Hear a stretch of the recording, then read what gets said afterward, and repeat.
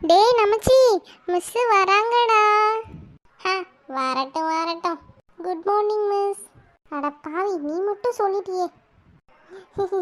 Good morning miss. இப்போ இது ஒன்று தான் குறைச்சல். டேய் மிஸ் எக்ஸாம் பேப்பர் வச்சிருக்காங்கடா. ஆமாடா. நம்ம மிஸ்ஸு தானேடா, ஒன்றும் பண்ண மாட்டாங்க, பார்த்துக்கலாம். அப்புறம் எதுக்குடா அங்கே ஓவர் ஆக்ஷன் கொடுத்துட்ருக்க?